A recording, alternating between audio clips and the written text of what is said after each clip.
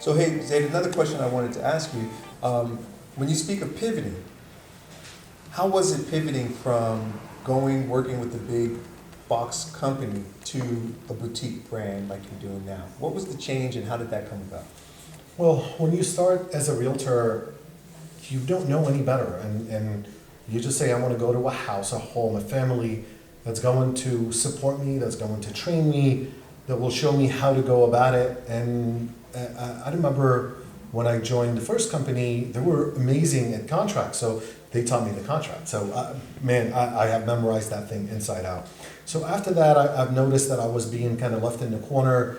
The manager wouldn't pay me any attention. Of course, I wasn't the top producer, so I said, maybe this is not right for me. In fact, I remember I had 3 transactions that year, and I looked at the check, and the broker kept more than what they had promised me, and I was frustrated, and I said, all right, I'm done. So I went and joined another company, and well known here in the Bay Area, and I was with them for over 10 years. Very, very, very loyal. I stuck it out, and kind of seen the progression, the growth in the company and in the team, and it reached a point where I remember going inside my broker's office, and I said, I have employees, I have W-2 employees, how do I go about this? And he couldn't answer me. But I said, wait, you have employees, how so Right. Why can't you help me? And they said, I can give you this advice. It's legal advice.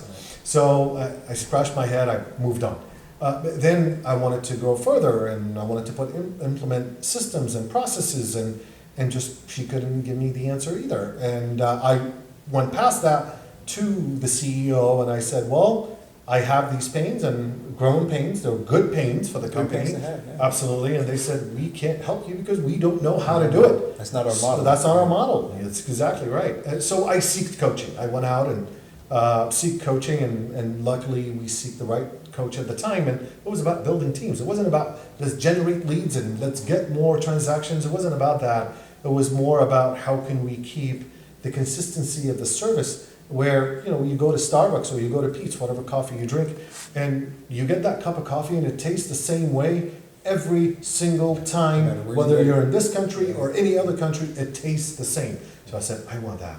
Mm. So they taught me how to build that. So once they seen the success, so once I started helping over 100 families a year, and they're like, well, wait a minute, that's not normal. Like we don't see this. Like, what are you doing? Right. So they started asking me for advice. So here I am, instead of my broker supporting me, I started to support the broker. Right.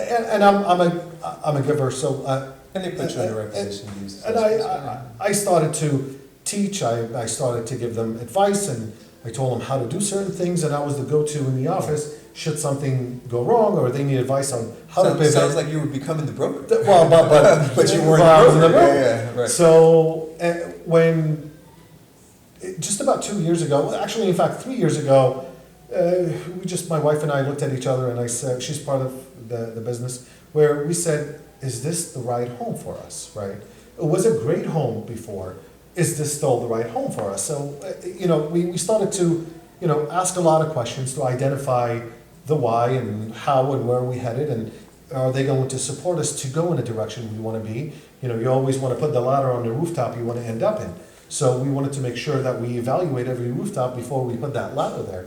And it wasn't the right rooftop anymore. So, the reason we had the Hanna Group, we were a team, we always operated as a team. Right. So we founded Real Estate 38. 38 stands for, well, if you sail, it's latitude of Northern California. So it's the Bay Area. So it's only fitting, we're in the Bay Area, right? So when we founded the company, we started to have a lot more freedom. We partnered up with a technology company that provided a lot of tech. They understood teams.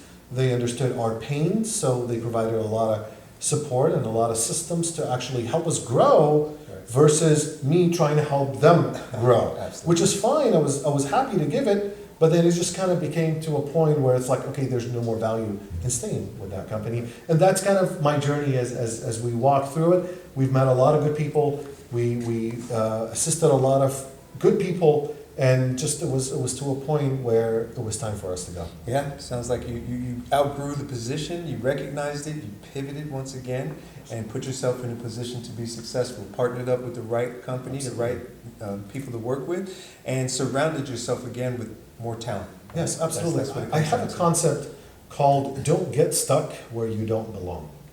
Right? It's similar to what got you here will not get you there. So don't get stuck where you don't belong. It's in the sense that, you know, it's going to constantly bring you down and drag you down, and you really don't need to have that weight as you move forward. Right. So, you know, look outside. In fact, what they had preached to me, oh my God, and I remember the CEO of the company before leaving, and he told me something really personal where I thought he was talking to me, but the more I think about it, he was projecting. And he said, if you start your own brand, you will divorce your wife. You will not have a relationship with your children. Right. And my wife was sitting right and I really wanted to reach over that table Wow. and show him otherwise, but Right. I didn't. And what's interesting, and I'm like, wait, I've been working with this company for all this time, and this is what they think of me.